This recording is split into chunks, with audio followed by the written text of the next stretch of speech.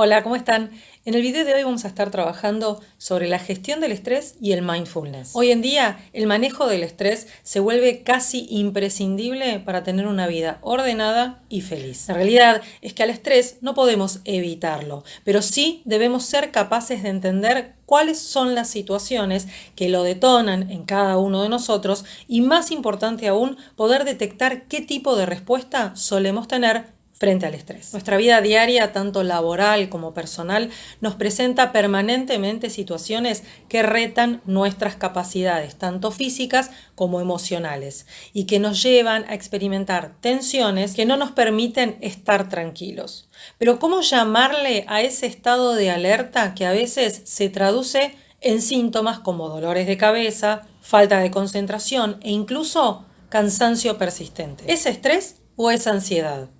Vamos a diferenciar estos dos términos porque muchas veces ocurre que los usamos como si fueran sinónimos, pero no lo son. Cuando hablamos de ansiedad, estamos hablando de una psicopatología que, si se convierte en un trastorno, puede implicar la disfunción de algunas áreas de nuestro cerebro, mientras que el estrés hace referencia al manejo cotidiano que tiene cada persona al tomar decisiones y asumir responsabilidades en su vida.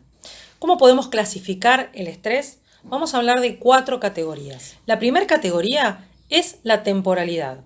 Y acá podemos diferenciar 2 tipos de estrés, el crónico y el estrés agudo. El crónico se caracteriza por tener una duración prolongada. Puede durar años, durante los cuales la persona percibe una amenaza de manera constante. Esto le genera un estado permanente de fatiga y se traduce en afecciones de salud. Por su parte, el estrés agudo desaparece una vez que lo superamos y así regresamos a la normalidad. Sin embargo, es importante considerar que si el estrés agudo no alcanza una solución, puede entonces convertirse en crónico. La segunda categoría se refiere a la carga de valor. Acá podemos diferenciar entre estrés positivo y estrés negativo. Al primero, los expertos lo llaman eustrés, que significa estrés benéfico. Este tipo de estrés se da ante situaciones en las que de antemano sabemos que vamos a vivir una experiencia estresante que nosotros mismos deseamos que ocurra y que nos entusiasma, como por ejemplo un viaje o un ascenso en el trabajo. El estrés negativo, llamado distrés, es cuando nos exponemos a situaciones incómodas o preocupantes que encienden una alarma y nos van generando una anticipación negativa de que lo peor puede pasar. La tercera categoría se refiere al estrés reactivo y el estrés acumulativo. El estrés reactivo hace referencia a la respuesta específica que tengo frente a un estresor específico. Y esto va a ser según mi historia personal, mi paradigma. Por su parte, el estrés acumulativo sería esa noción de que varias situaciones al mismo tiempo aportan estrés a mi vida y van generando una carga que va sobrepasando mi capacidad de manejarla. La cuarta categoría nos habla del estrés fisiológico y el estrés psicológico. El fisiológico implica una somatización, es decir, hacer cuerpo, preocupaciones, emociones que me llevan a tener síntomas físicos.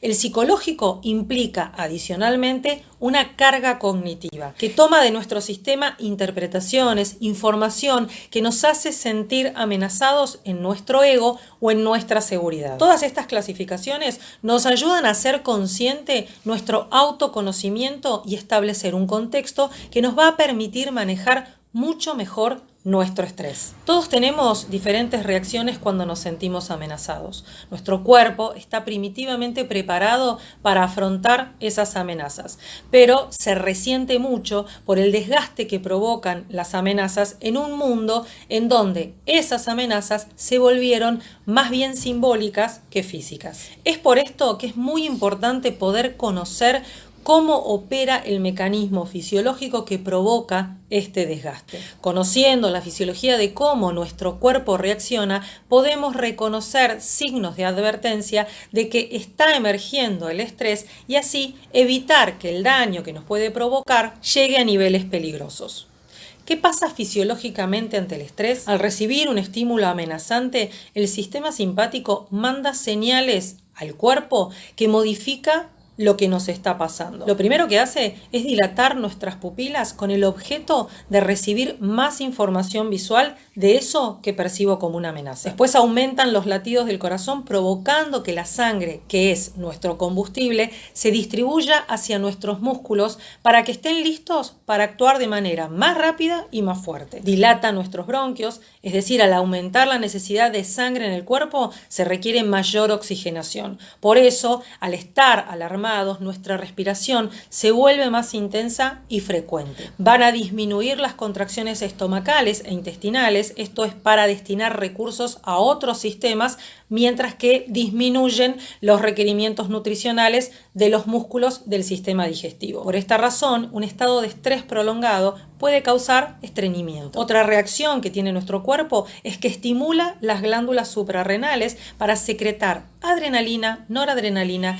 y otros corticoides que son hormonas responsables de la excitación, la inhibición y regulación de las actividades de los órganos y ayudan a la respuesta aumentada de los músculos. Sin darnos cuenta, todo esto pasa ante un estímulo que nos genera estrés. Nuestro cuerpo realiza de manera automática todas estas preparaciones para que en el momento de que se presente la amenaza dispongamos de lo necesario para reaccionar. Nuestro cuerpo responde de esta manera porque en otra época esta preparación era la diferencia entre sobrevivir a un ataque de un animal salvaje, a un desastre natural o a cualquier otra amenaza.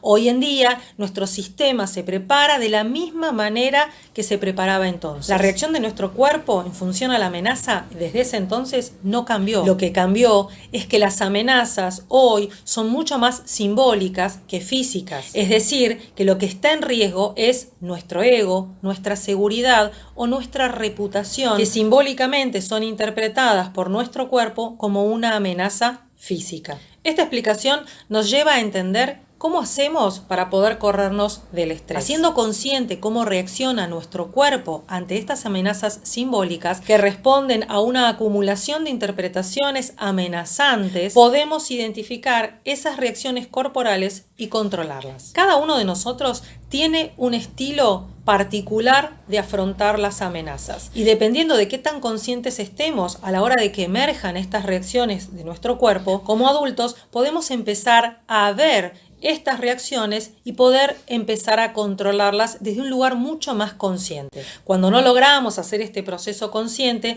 nuestro cuerpo puede sentir cansancio, mareos, gastritis, reflujo, piedras renales, síndrome metabólico, hipertensión y miles de enfermedades y patologías diferentes. El tema está en que la última hipótesis que solemos aceptar es que estos males físicos se deben al estrés, porque parece tan etéreo el concepto que elegimos tomar medicamentos para tratar los síntomas. Visitamos al médico sin lograr hacer consciente lo que nos está pasando a nivel físico, pero que puede estar asociado a algo que tiene más que ver con lo simbólico que con lo físico. Si somos conscientes y logramos hacer este proceso, obviamente la solución más efectiva es poder cambiar nuestro estilo de vida para poder resolverlo, porque los estímulos estresores, ya sean personas, situaciones o creencias limitantes, van a seguir existiendo y nuestro cuerpo va a seguir reaccionando de la misma manera hasta que cambiemos la última parte de nosotros que podemos controlar,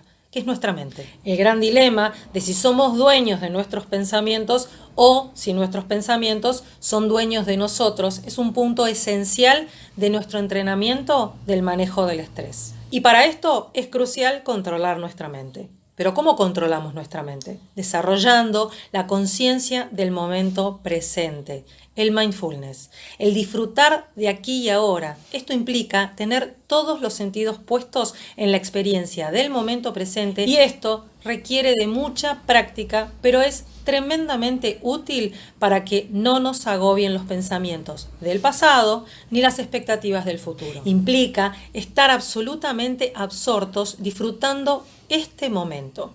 Vivir el momento es una cura contra la enfermedad y contra el estrés. Existen infinitas técnicas de conciencia de la hora que te pueden ayudar a entender y aprender a disfrutar hasta la cosa más sencilla, como puede ser algo tan rutinario como tomar un café. Estas técnicas implican que hagas un esfuerzo para amplificar todos tus sentidos, para poder deleitarte con lo que estás experimentando en este momento. Te propongo un experimento. Pensá en la silla en la que estás sentado en este momento. ¿Qué tan cómoda te resulta esa silla?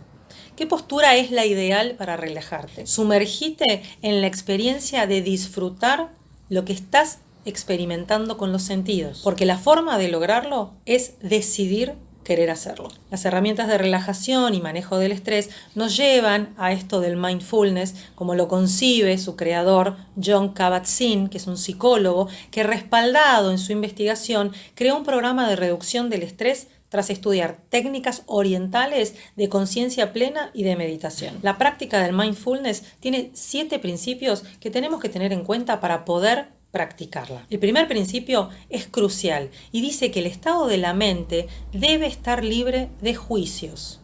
Cosa muy difícil.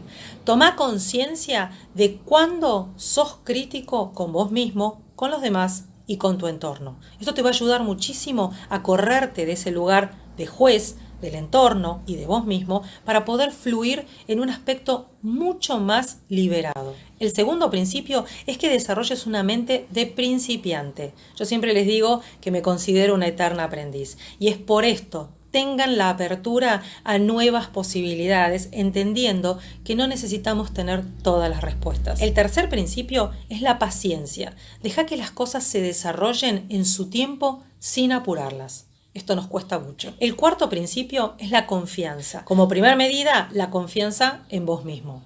Y esto implica que tomes la responsabilidad sobre tus acciones. El quinto principio implica no esforzarse. No exijas ni fuerces ciertos resultados. Esto nos permite entender que en la vida hay procesos que hay que seguir y no siempre hay que buscar atajos para conseguir lo que queremos. El sexto principio es la aceptación.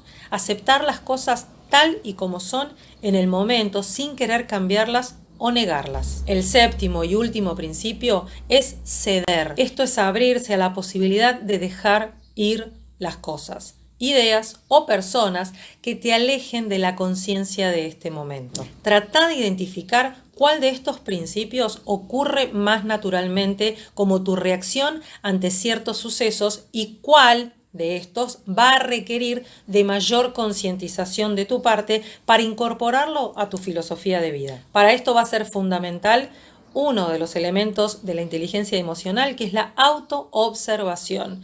Hacerlo consciente. Para poder practicar esta técnica, te propongo que elijas un objeto que vos quieras. Puede ser una taza, la lapicera que tenés en la mano. Dedicale toda tu atención. Sé consciente de todo lo que estás observando en ese objeto y de cómo esa concentración en ese objeto te proporciona una sensación de vigilia. Sé consciente de cómo tu mente se desprende de cualquier otro pensamiento al enfocarse en el pensamiento que estás vivenciando en este momento. Podés aplicar este ejercicio con el oído en vez de con la vista, ya que en ocasiones puede llegar a ser una experiencia mucho más poderosa. Para cerrar, me gustaría dejarles un concepto que hace referencia a los pilares de la vida balanceada. Este concepto plantea que la salud es un conjunto de 4 pilares. Estos pilares permiten crear las circunstancias que nos permiten tener salud. A esta idea se la bautizó la teoría de la mesa.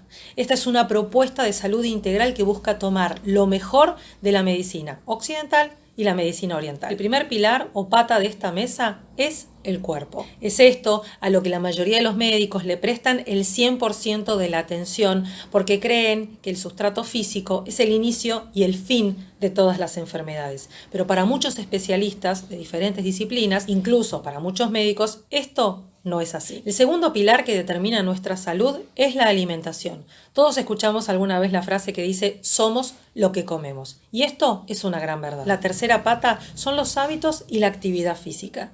Tenemos un cuerpo que necesita moverse. Si no nos mantenemos activos, más temprano que tarde nos va a generar molestias. La última pata que conforma esta mesa y una de las más relegadas son las emociones. Es una realidad que las emociones nos controlan y dominan todas las áreas de nuestra vida. Para trabajar debemos poder hacerlas conscientes y aprender a usarlas desde la inteligencia emocional. Pueden buscar el video que hablo sobre inteligencia emocional y que les va a ampliar muchísimo más esta información. Gracias por quedarse hasta el final. Beso grande.